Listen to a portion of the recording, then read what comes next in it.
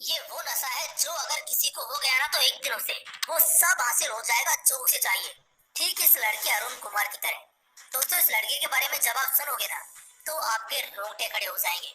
And आप ये भी सीख जाएंगे कि फोकस कैसे किया जाता है। एक 14 साल का लड़का साइकिल की दुकान पर चैन ठीक करता तो कभी पंचर ठीक करता।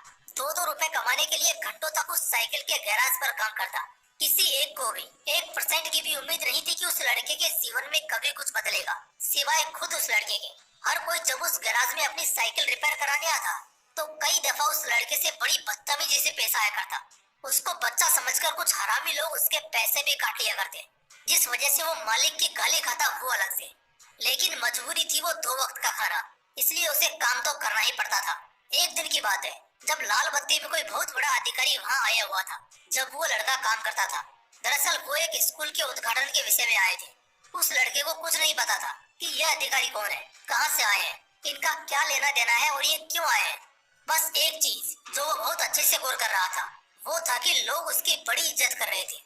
कोई उसके सामने ज्यादा बोल नहीं रहा था, बल्कि सब उसको सर करके बात कर रहे थे।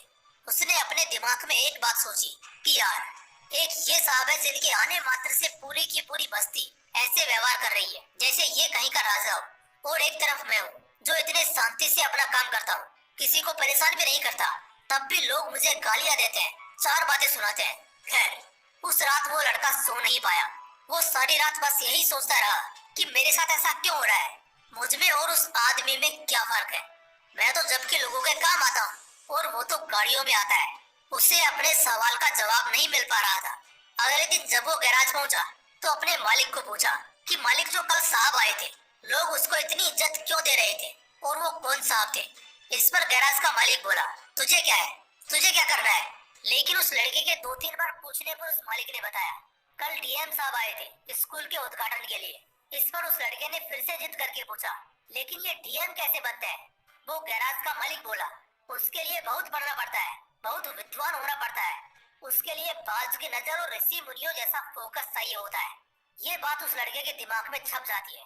वो लड़का शाम को घर जाता है और लगभग आधी रात तक जागकर बस यही सोचता है कि इस जिंदगी से उस जिंदगी तक का सफर वो कैसे तय करेगा। वो पैसे बचाता है और पैसे बचा बचा कर वो अपने लिए किताबें खरीदता है और किसी तरह अपनी पढ़ाई शुरू करता है। एक सरकारी स्कूल के माध्यम से वो पढ़ता और रात को काम करता। उसका लक्ष्य उसके दिमाग में एकदम साफ था कि चाहे जो हो जाए डीएम तो बनकर रहूंगा। वो लड़का अब 21 साल का हो चुका था और पिछले 7 सालों में ऐसा एक भी दिन नहीं था जिस दिन उसके दिमाग में डीएम बनने के अलावा दूसरा कुछ भी आया हो। उसे बस 21 साल की उम्र तक पहुंचने का इंतजार था कि वो बस अपना ग्रेजुएशन जैसे तैसे खत्म करे और एग्जाम में बैठने के लायक हो जाए। उसके पास अब 1 साल बचा था तैयारी करने को। उसने इतने पैसे जुटा लिए थे कि अगर अगले 6 से 8 महीने वो काम ना भी करे तब भी उसका खर्च चल जाएगा। अगले 6 से 8 महीनों के लिए वो पूरी तरह अपने डीएम बनने के सपने को दे देता है। पहला महीना वो रगड़ कर मेहनत करता है, वो खूब मेहनत करता है, दिन रात सिर्फ और सिर्फ पढ़ता रहता है। 3 और महीने बीतते हैं, वो सिर्फ एक वक्त का खाना खाता और बाकायदा पूरा दिन सिर्फ और सिर्फ अपने किताबों से चिपका रहता। जैसे जैसे उसका एग्जाम नजदीक आ रहा था उसके पढ़ने के घंटे भी बढ़ते जा रहे थे। इसी तरह 4 महीने बीत चुके हैं। तभी अचानक एक रात वो अपनी पढ़ाई खत्म करके जैसे ही चटाई बिछाकर सोने की तैयारी कर रहा होता है कि उसे उसी वक्त चक्कर आ जाता है और वो गिर जाता है। अब भला उस गरीब को देखने वाला कौन होगा, इसलिए वो बेचारा खुद ही 1-2 घंटे बाद जब होश में आया तब खुद को संभालते हुए उठता है और फिर जो थोड़ा खाना बचा था उसे अपने लिए परोसता है। खाने के लिए उसने अभी पहला निवाला रखा ही था कि तभी उसको उल्टी हो जाती है। सारी रात वो उल्टी करता रहता है। अगली सुबह जैसे जैसे थोड़ा सो लेने के बाद जब उसकी आंख खुलती है तब उसका पेट हल्का दर्द करना शुरू करता है। वो कुछ समय के लिए इसे नजरअंदाज करता है और रोज की तरह अपना काम करता है। फ्रेश होकर पढ़ाई करने बैठता है। पेट दर्द अब भी कर ही रहा था तो वो बाहर जाकर कुछ दवाई ले आता है और कुछ खाकर पढ़ाई शुरू करता है। दिन के 6 से 7 घंटे लगातार पढ़ने के बाद अब कहीं जाकर उसको थोड़ा सा चैन मिलता है और शाम को वो थोड़ा टहलने के लिए निकल जाता है। धीरे धीरे करके वक्त गुजरा। अब बस 1 महीना रह गया था एग्जाम को, जिसका इंतजार इस लड़के को पिछले 7 साल से था। तभी अचानक एक दिन फिर से इसका पेट दर्द करना शुरू कर देता है। इस बार इसका पेट इतना दर्द करता है कि वो अब सहने लायक नहीं था। उसे मजबूरन डॉक्टर के पास जाना ही पड़ता है। वो डॉक्टर के पास जाता है और चेकअप के बाद उसे पता चलता है कि उसे किडनी स्टोन है, उसके पेट में पथरी है। ये सुनकर उसे झटका लगता है। डॉक्टर ने कहा कि या तो ऑपरेशन करा लो या फिर दवाई लो, शायद गल जाए, मगर ये दर्द बहुत देगा अगर ऑपरेशन नहीं कराया तो। वो मन ही मन सोचने लगा कि अब ऑपरेशन का खर्चा कहाँ से लाऊंगा। कुछ पैसे बचाए हैं जो अगर इसी में लगा दिए तो अगले 1 महीने खाऊंगा क्या और एग्जाम कैसे निकालूंगा। बस इन्हीं सब बातों को दिमाग में रखकर वो अपने घर लौटता है। वो बस भगवान से इतनी दुआ करता है कि बस कम से कम 1 महीने तक उसे कोई दिक्कत ना हो, ताकि वो अपनी पढ़ाई अच्छे से कर सके। लेकिन भगवान ने उसके लिए कुछ और ही सोच रखा था।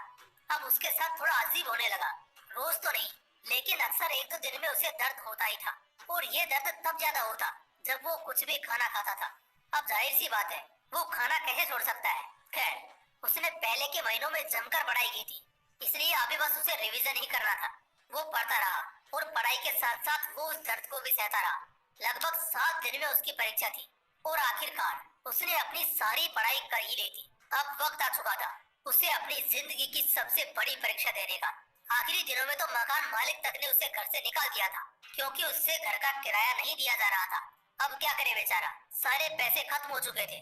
तो इस बीच वो अपने एक दोस्त के घर पर रहता है, लेकिन एग्जाम से एक रात पहले अचानक बिजली चली जाती है। अब कल दोपहर को उसे परीक्षा में बैठना है। अब अगर वो आज बिना पढ़े सो गया तो हो सकता है उसके इतने सालों की मेहनत पर ये अकेला दिन भारी पड़ जाए। इसलिए वो उस रात सड़क के बीचों बीच स्ट्रीट लाइट्स की रोशनी में बैठकर पढ़ता है। गाड़ियां एक के बाद एक गुजर रही थी, लेकिन उसका फोकस सिर्फ और सिर्फ उसके किताब पर था। वो सिर्फ और सिर्फ पढ़ता रहा। नींद आ गई तो रात को फुटपाथ पर ही सो गया। अगले सुबह दोस्त के घर गया, जहाँ वो कुछ दिनों की मोहलत मांगकर रह रहा था। फ्रेश हुआ और नाश्ता करके सीधा एग्जामिनेशन सेंटर पहुंचा।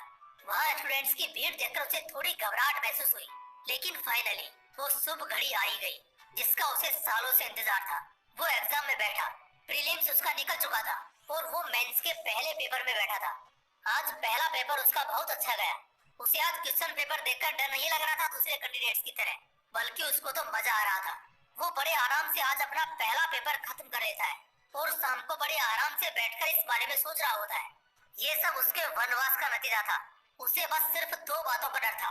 पहला कि जिस तरह आज का उसका पेपर गया, उसी तरह उसके सारे पेपर जाने चाहिए, और जो उसको किडनी स्टोन की तकलीफ है उससे बस उसे कुछ दिनों की राहत मिल जाए, एटलीस्ट एग्जाम तक। उसके सभी पेपर्स बहुत अच्छे जाने लगते हैं। बस एक आखिरी पेपर रह गया था। उस आखिरी पेपर से पहले तक उसकी सारी तैयारी हो चुकी थी और वो खुद को इस साल का डीएम बनते भी देख रहा था। लेकिन तभी बस सुबह सुबह जब वो उठता है तो उसके पेट में हल्का दर्द शुरू हो जाता है। वो हल्का गुनगुना पानी पीता है, मगर इससे भी उसे कोई राहत नहीं मिलती। किसी तरह वो एग्जाम सेंटर पहुंचता है। तब तक दर्द बढ़ चुका होता है।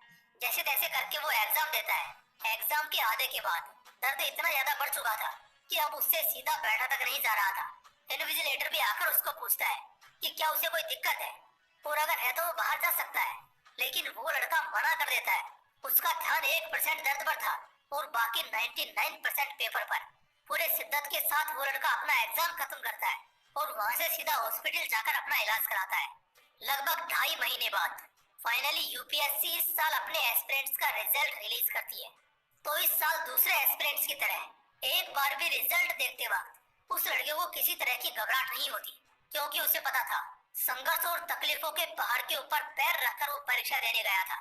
और हाँ, आज उसका सपना सच हो गया। वो अब मामूली गरीब नहीं बल्कि डीएम अरुण कुमार बन गया। उसे इंटरव्यू के लिए बुलाया जाता है, जहाँ इंटरव्यूअर्स को जब उसकी कहानी का पता लगता है तो वो भी हैरान हो जाते हैं कि वाकई में किसी इंसान का फोकस इतना तगड़ा कैसे हो सकता है। उस बंदे को यूथ क्लब की तरफ से इंटरनेशनल फेस्ट में बुलाया जाता है, जहाँ वो कहता है दर्द हो, तकलीफ हो या मौत आ जाए, अगर फिर भी तुम्हारा ध्यान तुम्हारी मंजिल से न हटे तो ब्रह्मांड खुद तुम्हें जिताता है। मैंने अपने संघर्ष के दिनों में कभी संघर्ष पर ध्यान ही नहीं दिया। मेरा ध्यान सिर्फ एक चीज पर होता था और वो थी मेरी किताबें। फोकस का नशा था मेरे अंदर। किताबों के पन्नों से कभी ध्यान हटा ही नहीं। अगर उम्र की शक्ति नहीं होती तो शायद मैं 21 की उम्र से पहले ही यूपीएससी निकाल कर दिखा देता।